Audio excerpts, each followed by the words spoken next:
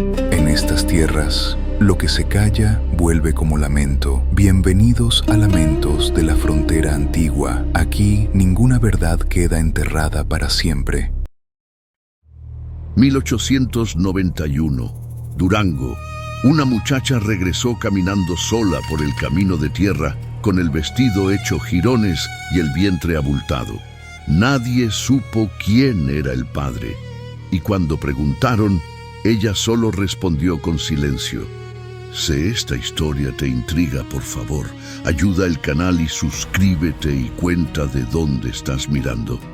Me encantaría saber hasta dónde esta historia llegó. Porque mira, esto que te voy a contar no es una leyenda inventada por los borrachos del pueblo, ni un cuento que se repite nomás por repetir.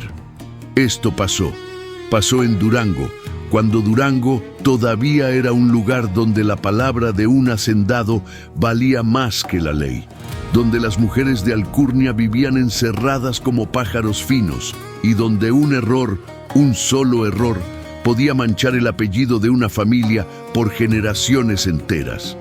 Así de cabrón estaba el asunto en aquellos tiempos. Y lo que le pasó a María del Carmen Robledo fue algo que el pueblo jamás pudo olvidar, aunque muchos hayan intentado enterrarlo junto con la vergüenza. Era el año de 1891.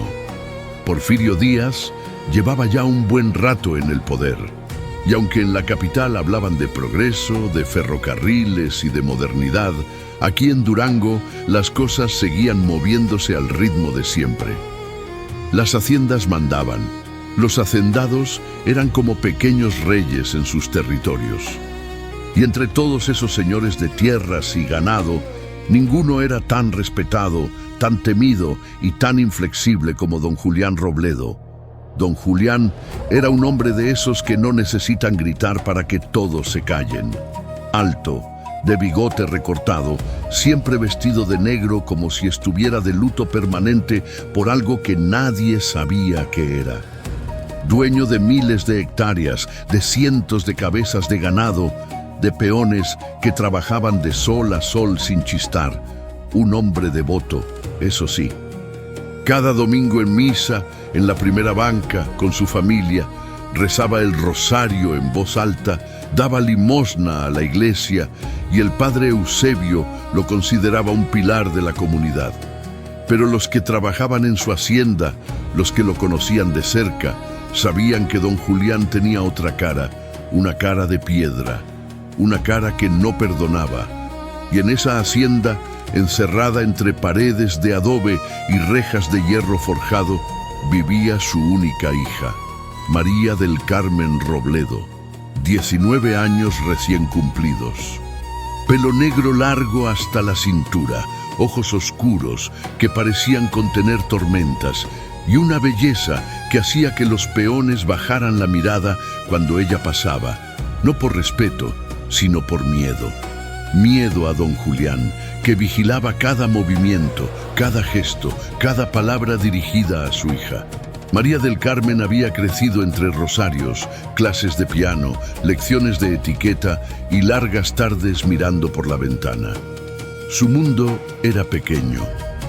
Su mundo era la hacienda, la capilla, el salón principal, su recámara, nada más. Don Julián había decidido desde que ella era niña que su hija se casaría con alguien de su elección, alguien de buena familia, alguien con tierras, alguien que fortaleciera el apellido Robledo. Y mientras ese día llegaba, María del Carmen debía mantenerse pura, intocable, perfecta, como una virgen de yeso en el altar. Pero las muchachas no son estatuas, y María del Carmen soñaba. Soñaba con correr descalza, con sentir el viento sin que un corsé le apretara las costillas, con reírse sin que alguien le dijera que las señoritas no se ríen así. Soñaba con una vida que no fuera esa jaula dorada donde la habían metido desde que nació. Y entonces, una noche de junio calurosa, sin luna, sin testigos, sin una sola carta de despedida, María del Carmen desapareció. Las criadas fueron las primeras en darse cuenta. Entraron a su cuarto al amanecer con el agua para el aseo y la cama estaba vacía. La ventana abierta, las sábanas revueltas y sobre la almohada nada, ni una nota, ni una explicación, nada. El grito de Doña Refugio, la madre de María del Carmen, se escuchó hasta los establos. Fue un grito que heló la sangre, un grito de pérdida, de vergüenza anticipada, de terror absoluto, porque en esa época, en ese lugar, una muchacha que se iba de su casa sin permiso solo podía significar una cosa: se había fugado con alguien, y si se había fugado con alguien, estaba perdida, deshonrada, manchada para siempre. Don Julián bajó las escaleras como un toro herido. No dijo nada al principio, solo miró la cama vacía, la ventana abierta y apretó los puños hasta que los nudillos se le pusieron blancos. Luego, con voz que parecía salir de una cueva, ordenó que revisaran toda la hacienda, que buscaran en los establos, en los almacenes, en los cuartos de los peones, que interrogaran a todos. A todos, y así empezó el infierno. Los peones fueron llamados uno por uno. Don Julián los miraba fijamente, como si pudiera leer en sus caras la verdad. Les preguntaba si habían visto algo, si sabían algo, si habían hablado con la señorita. Y todos negaban. Con miedo en los ojos, con las manos temblando, pero negaban. Porque decir que sí, admitir que habían cruzado una sola palabra con María del Carmen, era firmar su sentencia de muerte. El pueblo entero se enteró en cuestión de horas. Y los chismes comenzaron a volar como zopilotes sobre un cadáver. Que si la muchacha se había ido con un soldado federal que pasó por el pueblo la semana anterior. Que si había conocido a un viajero americano en la tienda. Que si uno de los peones, ese tal Esteban, el de ojos verdes, había estado mirándola con descaro. Que sí. Nadie sabía nada, pero todos opinaban. Así es la gente. Don Julián ofreció recompensa, 1,000 pesos, una fortuna, para quien trajera información sobre el paradero de su hija. Y si alguien la traía de vuelta sana y salva, el doble. Pero los días pasaron y nada, ni una pista, ni un rumor confiable. María del Carmen se había esfumado como el humo. Doña Refugio se encerró en su habitación y no salió más. Rezaba día y noche, prendía veladoras, le pedía a todos los santos que le devolvieran a su niña. Pero los santos, si es que escuchaban, no respondían. Y don Julián, ese hombre de hierro, empezó a quebrarse por dentro. Dejó de ir a misa. Dejó de hablar con la gente, se encerraba en su despacho con una botella de mezcal y un revólver sobre el escritorio. Los que lo veían pasar decían que parecía un fantasma consumido por la rabia y la vergüenza, porque en esa sociedad, en ese tiempo, la deshonra de una hija era la deshonra del padre. Y don Julián Robledo, el hombre más respetado de Durango, ahora era el hazmerreír. El hombre que no pudo controlar ni siquiera a su propia hija. Pasaron las semanas, pasó 1 mes, 2 meses, 3, y cuando ya nadie hablaba del asunto, cuando el escándalo parecía haberse apagado como brasa vieja, cuando don Julián había empezado a aceptar que tal vez nunca volvería a ver a su hija, pasó algo que nadie esperaba. Una mañana de diciembre, fría, con el cielo gris y el viento soplando polvo por todos lados, 2 criadas que iban caminando hacia el pozo vieron una figura a lo lejos. Una figura que venía por el camino principal, tambaleándose, como si cada paso le costara la vida. Al principio pensaron que era una mendiga o una loca, pero cuando la figura se acercó más, cuando pudieron verle la cara, se quedaron paralizadas. Era María del Carmen. Traía el vestido sucio, rasgado en varios lugares, el pelo enmarañado, lleno de tierra, los pies descalzos, llenos de ampollas y sangre, y las manos sosteniéndose el vientre. Un vientre redondo, inconfundible, imposible de ignorar. Estaba embarazada. Las criadas gritaron, corrieron hacia la casa y en cuestión de minutos toda la hacienda estaba en alboroto. Los peones dejaron sus herramientas, las cocineras salieron de la cocina y don Julián, al escuchar el escándalo, salió al portal con el revólver en la mano, pensando que era un ataque, una emergencia, y entonces la vio, su hija, su María del Carmen, de pie en medio del patio temblando, con lágrimas cayéndole por las mejillas, pero con la cabeza en alto, como si, a pesar de todo, no se arrepintiera. Don Julián se quedó inmóvil. Por un momento, solo un momento, su cara mostró algo parecido al alivio, como si una parte de él, la parte que todavía era padre, se alegrara de verla viva. Pero ese momento duró un parpadeo, porque luego su mirada bajó al vientre abultado, y su cara se transformó en una máscara de furia. Guardó el revólver. Se acercó lentamente, y cuando estuvo frente a ella, cuando sus ojos se encontraron, no dijo nada. Solo la agarró del brazo, con fuerza, y la metió a la casa. La puerta se cerró de un golpe, y adentro comenzó el interrogatorio. El salón principal de la hacienda Robledo era un lugar imponente. Muebles de madera oscura traídos desde España, un crucifijo enorme colgado en la pared y ventanas con cortinas gruesas que apenas dejaban pasar la luz. Era ahí, en ese salón que olía a cera de vela y aserrado, donde don Julián tomaba las decisiones importantes. Y esa mañana era ahí donde iba a arrancarle la verdad a su hija, aunque tuviera que destruirla en el proceso. María del Carmen estaba sentada en una silla de respaldo alto, con las manos sobre el regazo temblando, no de frío, de miedo, de agotamiento, de todo. Había caminado durante días para llegar hasta ahí. Había dormido en el suelo, había comido lo que encontraba, había rogado por agua en rancherías donde la miraban con lástima o con desprecio. Y ahora estaba de vuelta en el lugar del que había huido, pero ya no era la misma, y eso, de alguna forma, le daba una fuerza extraña. Don Julián caminaba de un lado a otro como animal enjaulado. No la miraba directamente, todavía no. Era como si mirarla le doliera físicamente.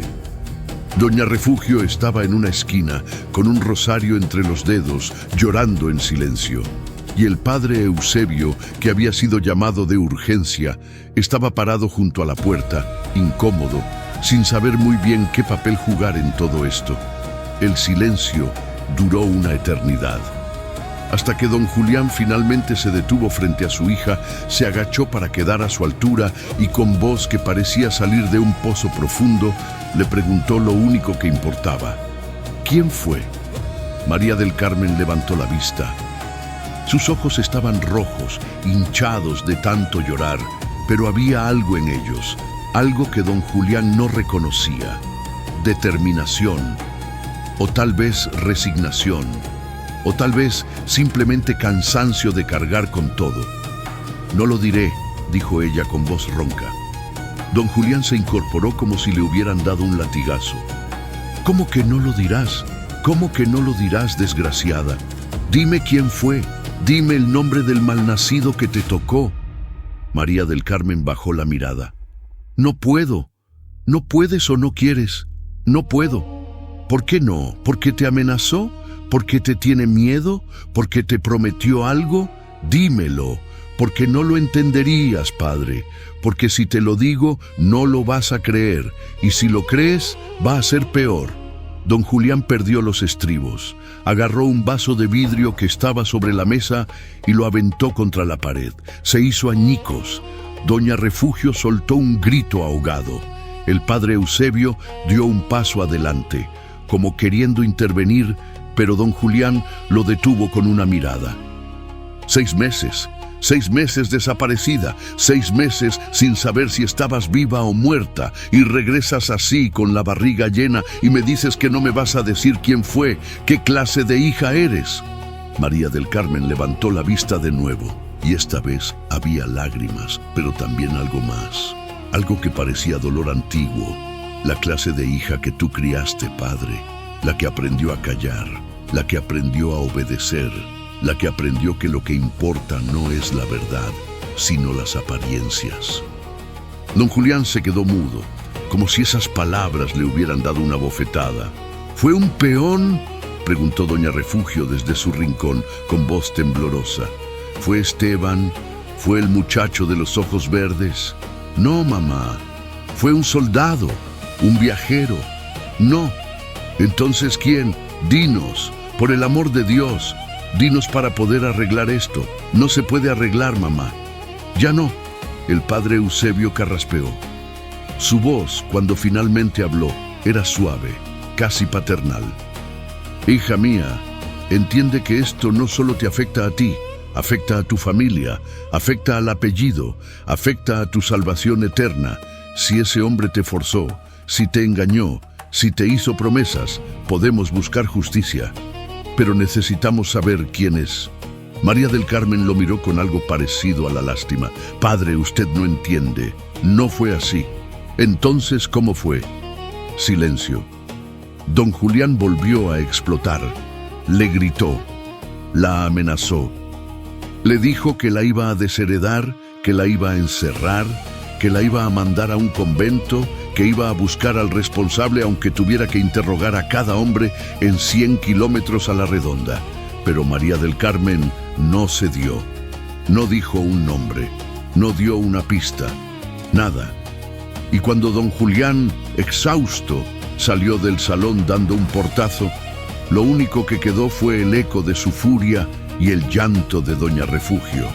Los días siguientes fueron un infierno. María del Carmen fue encerrada en su habitación. Le llevaban comida, pero apenas probaba bocado. No hablaba con nadie, solo miraba por la ventana, acariciándose el vientre, como si le hablara en silencio a la criatura que llevaba dentro.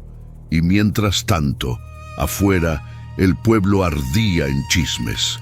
Porque la noticia de que la hija de don Julián había regresado embarazada se regó como pólvora. Y con la noticia, las especulaciones. Cada quien tenía su teoría. Cada quien juraba saber la verdad. En la cantina, los hombres decían que seguro había sido uno de los peones, que las muchachas ricas siempre se enamoran de los peones, porque los peones tienen eso, ese no sé qué que los señoritos no tienen. Y apostaban. ¿Apostaban a quién había sido? A Esteban, decían unos. A Rodrigo, decían otros. Al hijo del capataz, juraban algunos. En el mercado, las mujeres eran más crueles. Decían que María del Carmen siempre había sido una alzada, que se le notaba en los ojos que no era tan santita como aparentaba, que seguro se había ido con un charlatán, un embaucador que le prometió el cielo y luego la dejó tirada, y que ahora venía a refugiarse con su familia porque no tenía a dónde más ir. Y otros, los más venenosos, los que hablaban en voz baja y solo cuando estaban seguros de que nadie más escuchaba, decían cosas peores. Decían que tal vez el padre de esa criatura era alguien de la misma hacienda, alguien cercano, alguien que nunca podría ser nombrado sin que el escándalo fuera total. Don Julián, al escuchar esos rumores, enloqueció. Mandó llamar a todos los peones, uno por uno. Los interrogó con una dureza que rayaba en la tortura. Les preguntó si alguna vez habían hablado con su hija, si la habían tocado, si la habían mirado. Y los pobres hombres, muertos de miedo, juraban por sus madres, por la Virgen, por todo lo sagrado, que no, que jamás, que cómo iban a atreverse. Y don Julián les creía. O quería creerles, porque la alternativa era demasiado terrible, pero la verdad seguía sin aparecer, y la barriga de María del Carmen seguía creciendo. Una noche, algo cambió. Era tarde, la hacienda estaba en silencio. Solo se escuchaban los grillos y el viento moviendo las ramas de los mezquites, y entonces una de las criadas, la joven Petra, que dormía en el cuarto junto al de María del Carmen, se despertó sobresaltada. Había escuchado una voz, no, mejor dicho, dos voces. María del Carmen estaba hablando con alguien. Petra se levantó con cuidado, descalza, y se acercó a la puerta. Pegó la oreja a la madera y sí, ahí estaba, la voz de la señorita. Pero no estaba sola. Había otra voz, grave, de hombre. Petra sintió que el corazón se le salía del pecho. ¿Había alguien en el cuarto de la señorita? ¿Cómo era posible? La puerta estaba cerrada con llave desde afuera. La ventana tenía rejas. No había forma de que alguien entrara. Pero ahí estaba esa voz. Petra corrió a despertar al capataz, y el capataz, armado con un farol y un machete, subió las escaleras con otros dos hombres. Abrieron la puerta del cuarto de María del Carmen de un jalón, y no había nadie. Solo ella, sentada en la cama, con las manos sobre el vientre, mirándolos con tranquilidad. «Señorita, ¿con quién hablaba?», preguntó el capataz confundido. «Con nadie», respondió ella. Pero la muchacha Petra dice que escuchó una voz de hombre. Petra se equivocó. Revisaron el cuarto. Detrás de las cortinas, debajo de la cama, en el armario, nada, nadie. El capataz se rascó la cabeza incómodo.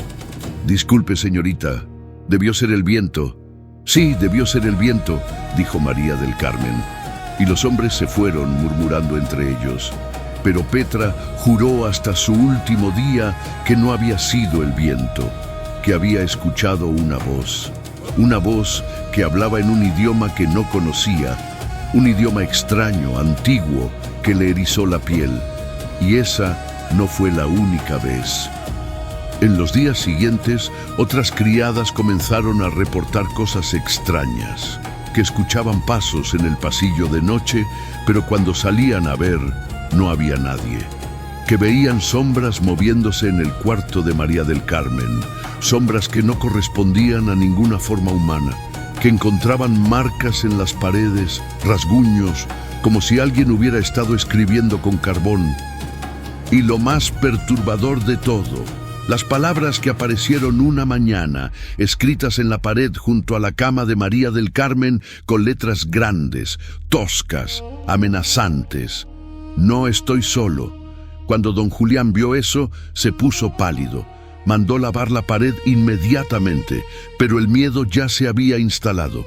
El miedo de que algo que no era de este mundo, estaba pasando en su casa. Y María del Carmen seguía sin hablar. El miedo es una cosa curiosa. Se mete por las rendijas, se cuela en las conversaciones y antes de que te des cuenta, ya infectó todo. Y en la hacienda Robledo, el miedo había echado raíces profundas. Ya no era solo el escándalo de una muchacha embarazada. Era algo más, algo que la gente no podía explicar, pero que sentía en los huesos. Los peones comenzaron a hablar en voz baja. Decían que la hacienda estaba maldita, que algo había entrado con María del Carmen cuando regresó, algo oscuro. Algunos juraban haber visto, en las noches sin luna, una figura parada junto a la ventana del cuarto de la señorita. Una figura alta, delgada, con un sombrero de ala ancha, y que cuando intentaban acercarse, la figura desaparecía, como si nunca hubiera estado ahí. Las criadas, por su parte, empezaron a negarse a subir al segundo piso después del anochecer. Decían que el aire ahí arriba se sentía pesado, como si algo invisible las estuviera observando. Y que a veces, cuando pasaban frente al cuarto de María del Carmen, escuchaban susurros en un idioma que no era español, un idioma que sonaba antiguo, gutural, como si viniera de muy lejos en el tiempo. Don Julián intentó mantener la calma, intentó racionalizar todo. Dijo que eran imaginaciones, cansancio, nervios. Pero incluso él, el hombre de hierro, comenzaba a sentir que algo no estaba bien, porque él también los había escuchado. Los pasos en el pasillo de madrugada, los golpes suaves en las paredes, y una noche, cuando se despertó sediento y salió por agua, juró haber visto una sombra al final del corredor, una sombra que no debía estar ahí. No le dijo nada a nadie, pero aumentó la vigilancia.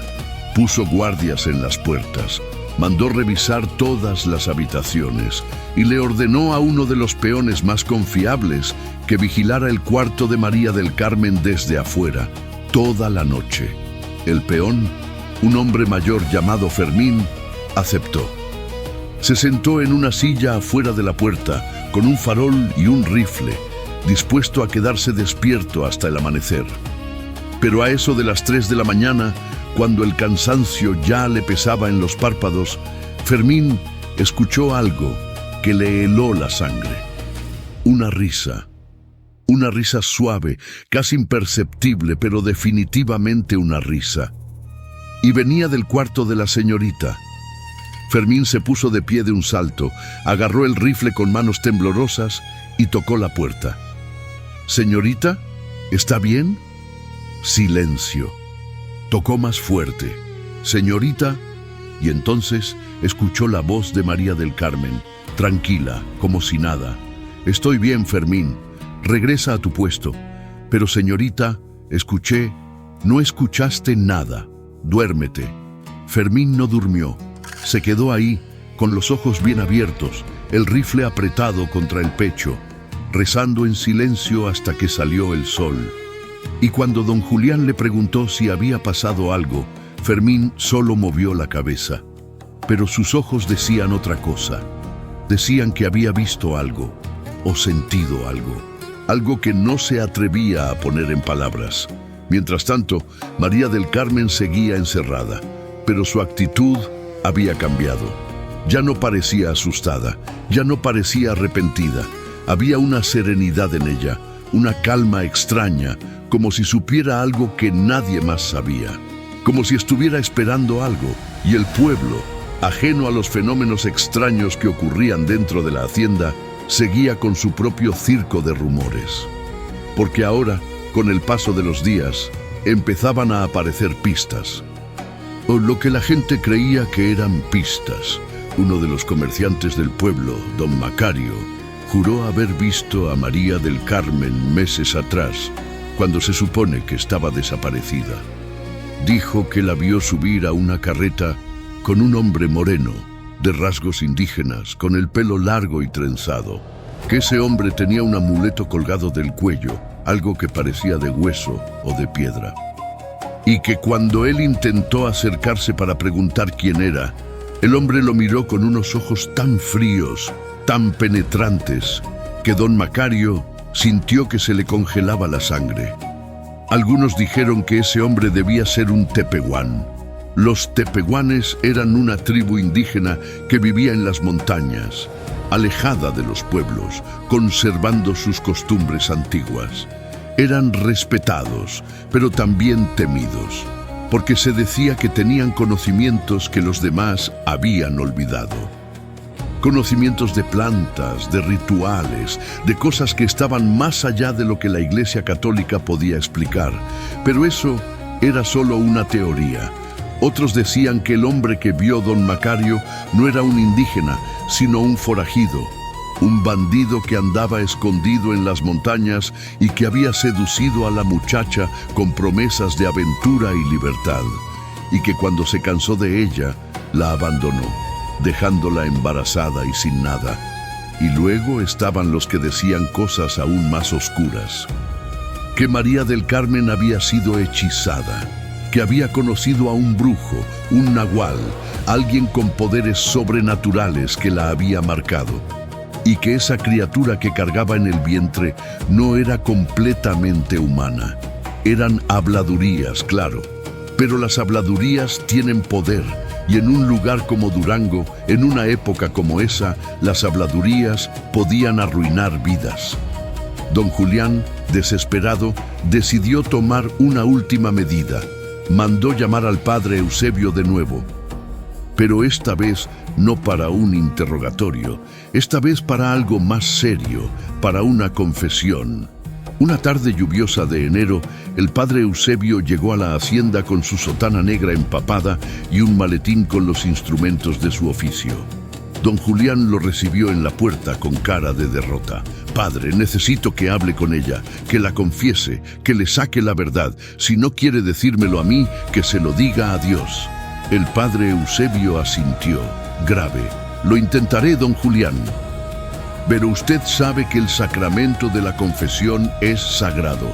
Si ella me cuenta algo, no podré repetírselo. No me importa. Solo necesito saber que ella le ha dicho la verdad a alguien, aunque ese alguien sea usted». El padre subió las escaleras con paso lento. Tocó a la puerta del cuarto de María del Carmen. Ella abrió, y cuando lo vio, algo en sus ojos se suavizó, como si hubiera estado esperando ese momento. «Hija mía, he venido a escucharte. Si hay algo que quieras decirme, algo que cargue en tu conciencia, este es el momento». María del Carmen lo miró durante un largo rato, y luego, con voz apenas audible, dijo algo que heló al padre. «Está bien, padre. Le voy a contar. Pero tiene que prometerme que no va a intentar detenerme, porque lo que empezó hace meses ya no tiene vuelta atrás». El padre Eusebio entró al cuarto, cerró la puerta, y durante más de 2 horas nadie supo qué se dijeron ahí dentro.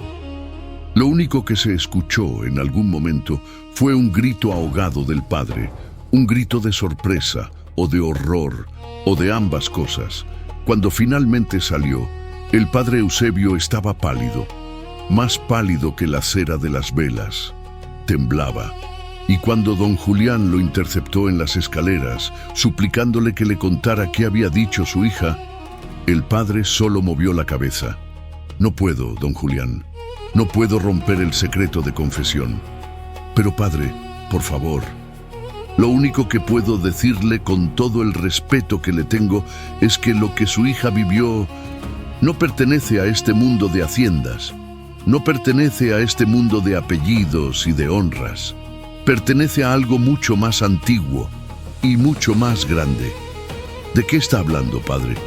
El padre Eusebio bajó la mirada. «Ore, don Julián. Ore por ella. Ore por esa criatura. Y ore por usted mismo. Porque lo que viene, no sé si estamos preparados para enfrentarlo». Y sin decir más, el padre Eusebio salió de la hacienda bajo la lluvia, dejando a don Julián sumido en una confusión y un miedo que ya no podía controlar. Los días que siguieron fueron los más tensos de todos, porque María del Carmen estaba a punto de dar a luz, y nadie sabía qué esperar. Las parteras del pueblo fueron llamadas, 2 mujeres mayores, experimentadas, que habían traído al mundo a docenas de niños. Pero cuando llegaron a la hacienda y subieron al cuarto de María del Carmen, algo en sus caras cambió. Una de ellas, doña Jacinta, se persignó 3 veces antes de entrar. La otra, doña Luz, sacó un escapulario y lo apretó contra su pecho, porque algo en ese cuarto se sentía mal, algo en el aire, algo en la forma en que María del Carmen las miraba con esa calma antinatural, esa serenidad que no debería estar ahí en una muchacha a punto de parir por primera vez. Y entonces, en una madrugada de febrero, cuando el viento aullaba afuera y la luna estaba oculta detrás de nubes negras, comenzó el parto. Los gritos de María del Carmen resonaron por toda la hacienda. Gritos de dolor, pero también de algo más. De algo que sonaba casi como canto, como si estuviera llamando a alguien, como si estuviera invocando algo. Doña Refugio rezaba en la capilla, con las manos temblorosas sobre el rosario. Don Julián caminaba de un lado a otro en el patio, incapaz de quedarse quieto. Los peones se habían reunido en los establos, hablando en susurros, esperando. Y entonces, después de horas de tortura, de sudor y sangre y lágrimas, se escuchó el llanto de un bebé. Pero no era un llanto normal, era un llanto fuerte, vigoroso, pero también extraño, como si ese bebé supiera cosas, como si ya estuviera consciente. Las parteras salieron del cuarto con caras de asombro y miedo. Doña Jacinta tenía lágrimas en los ojos. Doña Luz no dejaba de persignarse. ¿Es niño o niña?, preguntó don Julián con voz ronca. Niño, respondió doña Jacinta. Pero don Julián, hay algo que tiene que ver. Don Julián subió las escaleras de dos en dos, entró al cuarto, y ahí, en la cama, estaba María del Carmen, agotada pero viva, sosteniendo a un bebé envuelto en una manta blanca. El bebé tenía los ojos abiertos, y esos ojos, oscuros, profundos, parecían mirar directamente al alma de quien los veía, pero lo que realmente dejó helado a don Julián fue otra cosa, algo que vio en la muñeca del bebé, un amuleto pequeño, de piedra oscura, con símbolos tallados que no reconocía. Un amuleto que no debería estar ahí, porque nadie había entrado a ese cuarto. ¿De dónde salió eso?, preguntó don Julián, señalando el amuleto. María del Carmen lo miró con ojos cansados. Él lo trajo. Don Julián se quedó paralizado. Miró el amuleto, luego a su hija, luego al bebé. Y en ese momento, todas las teorías, todos los rumores, todas las especulaciones que había escuchado durante meses se juntaron en su cabeza como un tornado. Pero ninguna tenía sentido, nada tenía sentido. ¿Quién lo trajo?, preguntó con voz temblorosa. ¿Quién? María del Carmen cerró los ojos. Estaba agotada, pero había algo en su expresión que ya no era solo cansancio. Era paz, una paz que asustaba. El hombre que me salvó la vida cuando huí de aquí. Don Julián sintió que las piernas le flaqueaban. Se sentó en el borde de la cama, con las manos temblando. ¿Qué hombre? ¿Quién es? ¿Dónde está? No es de aquí, padre. No es como nosotros. ¿Qué significa eso? Significa que él pertenece a un mundo que usted nunca va a entender. Un mundo que existe desde antes de que llegaran los españoles. Desde antes de que hubiera haciendas o iglesias o apellidos que cuidar. Un mundo que nunca se fue. Solo se escondió. Don Julián la miraba con una mezcla de horror e incredulidad. ¿Estás diciendo que te fuiste con un indio? No es solo un indio, padre. Es un guardián, un protector de lo antiguo. Y cuando yo huí de aquí, desesperada, sin saber a dónde ir, él me encontró. Me salvó de morir de sed en el desierto. Me llevó a su pueblo, en lo alto de las montañas. Y ahí aprendí cosas que usted llamaría brujería, pero que para ellos son solo conocimiento. Conocimiento que nunca debió perderse. Don Julián se puso de pie, furioso de nuevo. Estás diciendo locuras, estás enferma, ese embarazo te pudrió la cabeza. No, padre, mi cabeza está más clara que nunca, y este niño, su nieto, no es una vergüenza. Es una promesa de que lo viejo y lo nuevo pueden existir juntos, de que no todo tiene que ser como usted lo decidió. Don Julián abrió la boca para responder, pero en ese momento el bebé emitió un sonido. No era llanto, era algo más, como un susurro. Y por un segundo, solo un segundo, don Julián juró que escuchó una voz. No la voz de un bebé, sino la voz de un hombre. Una voz profunda, antigua, que decía algo en un idioma que no conocía. Se alejó de la cama como si hubiera tocado fuego. Esto no puede ser, murmuró. Esto no puede estar pasando. Pero estaba pasando, y ya no había vuelta atrás. En los días siguientes, el pueblo se enteró de que María del Carmen había dado a luz. Y como era de esperarse, los chismes se multiplicaron. Ahora ya no solo especulaban sobre quién era el padre, especulaban sobre el bebé. Decían que tenía algo raro, que no lloraba como los demás niños, que sus ojos parecían ver cosas que nadie más veía y que cuando lo cargabas sentías un escalofrío, como si algo más estuviera presente. Las parteras, aunque juraron guardar silencio, no pudieron evitar contar lo del amuleto. Y con esa información, las teorías más oscuras tomaron fuerza. Que el bebé estaba marcado, que era hijo de un brujo, que María del Carmen había hecho un pacto con fuerzas que no debían ser invocadas. Don Julián intentó controlar el daño. Intentó mantener a su hija y al bebé encerrados, lejos de los ojos curiosos. Pero era imposible. El escándalo ya era demasiado grande, y su reputación, su poder, su apellido, todo estaba en ruinas.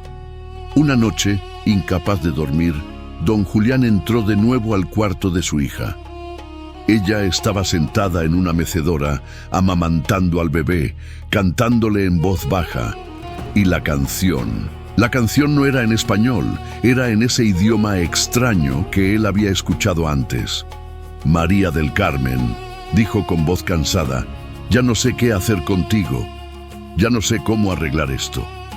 Ella levantó la vista y por primera vez en mucho tiempo le sonrió. Pero era una sonrisa triste.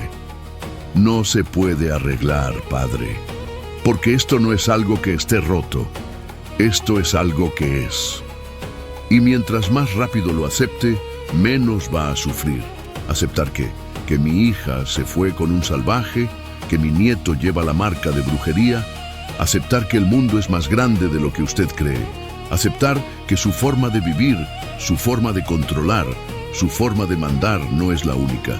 Y que hay fuerzas, hay personas, hay historias que existen fuera de su voluntad. Don Julián se dejó caer en una silla y por primera vez, desde que todo esto empezó, lloró. Lloró como no lo había hecho nunca. Porque sabía que su hija tenía razón, que había perdido, que su mundo, el mundo que había construido con mano de hierro, se estaba desmoronando. Y entonces, en medio de ese llanto, escuchó algo que nunca olvidaría. La voz de un hombre, una voz que venía de afuera desde el patio, una voz que cantaba, la misma canción que María del Carmen le había estado cantando al bebé.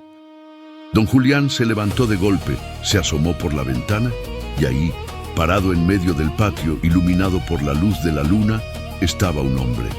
Alto, delgado, con el pelo largo y trenzado, con un sombrero de ala ancha y ese amuleto de piedra oscura colgando de su cuello. El hombre levantó la vista y sus ojos, oscuros como la noche, se encontraron con los de don Julián. No había amenaza en esos ojos, pero tampoco había miedo, solo había certeza.